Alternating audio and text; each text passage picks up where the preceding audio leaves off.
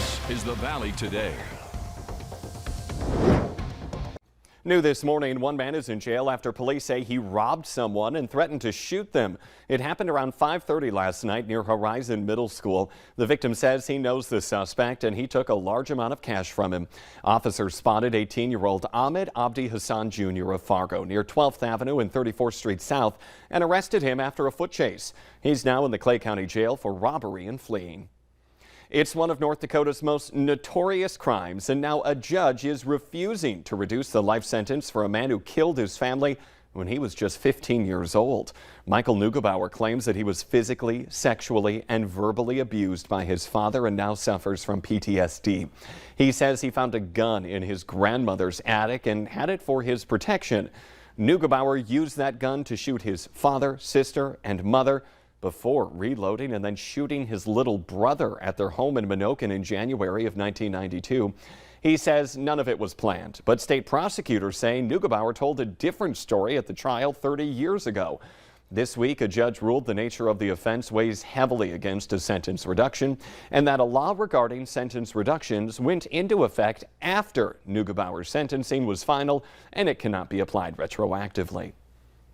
Fargo's police chief says it's up to the school district to decide if they would like to train teachers and staff on how to use guns to deal with an active shooter. The question came up at the Police Oversight and Advisory Board yesterday, where police are laying out their plans and policies on how to handle active shooter and hostage situations and bomb threats in schools. Uvalde police in Texas are now being criticized for not doing enough during a school shooting there. But Fargo police say they would do things differently and they would be more aggressive. If there is any information that there would be innocent civilians in there, that suspect is actively engaging, there's no waiting at that point. We will go in there immediately, regardless of how many people we have with us at the time. School resource officers play a crucial role in school safety by building connections with the students and being involved with the student body. The series of long-awaited public hearings kicked off last night with taped interviews from those within former President Donald Trump's inner circle. And this new disturbing video you saw just seconds ago of that riot was released. There was also live testimony from witnesses of the attack. The hearing of the House January 6 committee included former Attorney General William Barr, who says he told the former president that the claims of a stolen election were BS. The first law enforcement officer injured by rioters storming the Capitol also spoke. She has not been able to return to work since.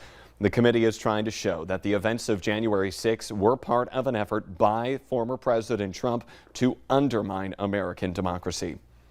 It is 6:03 now on this Friday morning. We want to get a check of that forecast and no beautiful sunrise for us out there this morning, Lisa. Yeah, Fargo is more looking at cloud cover here, and a lot of us in Minnesota especially and along the Red River are seeing more clouds than clear skies. There are a few places where those clouds have cleared out, but it really is more of a gray start to the day. If you're along the Red River and then points to the east here, we're looking at those showers rolling through places like Bemidji, the Bagley area, back over to Fosston. And in some pockets, a little more substantial rain coming down in the areas of yellow and orange. So you'll need those windshield wipers this morning in northwest Minnesota. And, you know, there may still be some sprinkles or a little light rain that pop up isolated here in eastern North Dakota. But most of this is moving on and will continue to clear. We'll get a break. You can see the clearing skies in central North Dakota. But you may be noticing what's out to the west. Another wave, another round of cloud cover, and yes, some rain and some thunder showers possible for this afternoon and tonight. So the pattern continues here as we're ramping up our temperatures and our chances for some rain. Continued conditions in the mild side as well this morning. We are in the 50s and 60s. Fargo's at 60 degrees. It's 57 in Grand Forks. We are experiencing some rain in Bemidji at 56 degrees. A little more sunshine in the south in Fergus Falls. Where we don't have as much cloud cover. And as we make our way through the day today in Fargo, expect to have again partly cloudy skies developing. By the afternoon, we're getting into that 80-degree range again, so warming up.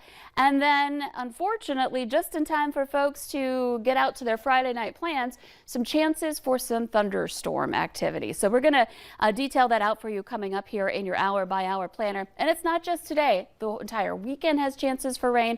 And on Monday, that culminates with a first alert alert weather day because we're looking at the potential for some severe storms potentially and widespread heavy rain. Some more on that to come as well. Yeah, definitely something we need to watch out for because this heat's really cooking some stuff up. Yeah, it really is starting to. We saw some of that yesterday and more of us will see it again today. All right, Lisa, thank you. It is now 6:05. North Dakota regulators are green lighting a permit for a landfill near Williston to become the state's first to accept radioactive oil field waste.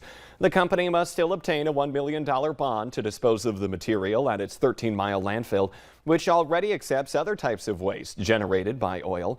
The State Department of Environmental Quality's solid waste program gave Secure Energy Services of Calgary, Alberta, permission to dispose of up to 25,000 tons of radioactive oil field waste annually if it can secure the bonding.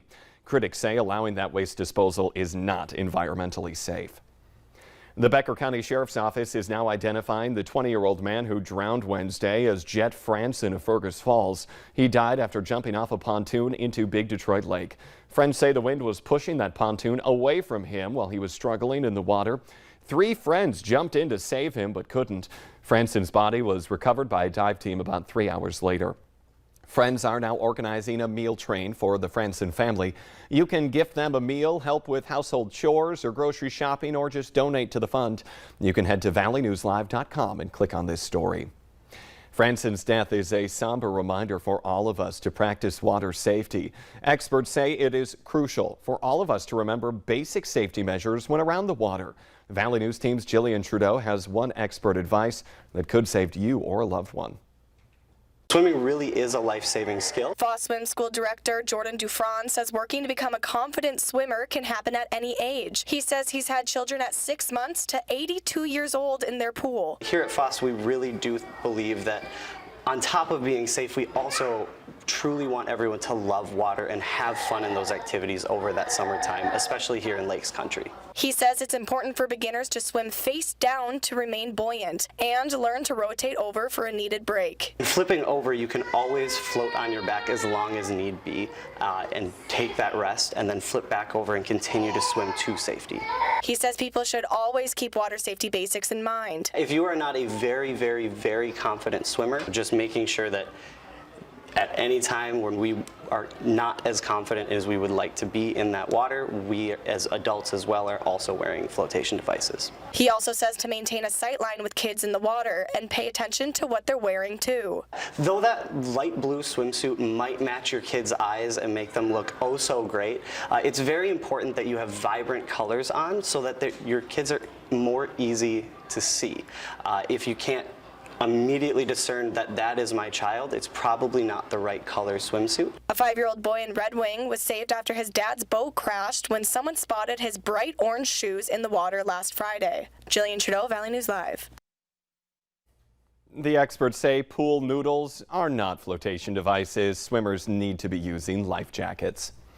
The Fargo City Commission deadlocked on whether or not to uphold the firing of a police officer, and that means his termination will stand. The vote was 2-2 yesterday, with a 5th commissioner not at the hearing. Former officer Justin Nachitillo is trying to clear his name after being fired for mishandling 2 cases. An internal investigation accuses him of not properly investigating a missing persons case and a stolen car case.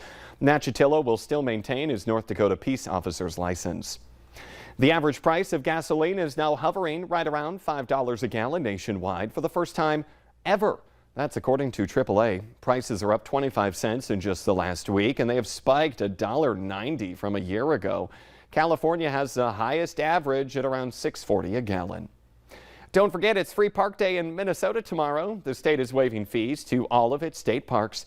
This is one of 4 days each year when the DNR waives those vehicle permit requirements, but it does not cover activities like camping, rentals, or tours. And it's also Take a Kid Fishing Weekend in Minnesota. People in the state can fish without a license today through Sunday if they take along a child 15 or younger. Hero Pay headaches. So many people are popping onto a website that the system is slowing down and for some even crashing. But next, you got to watch out for the weather today. Some folks waking up to a little rain out there already. Others could see some intense storms later on. Lisa Green explains.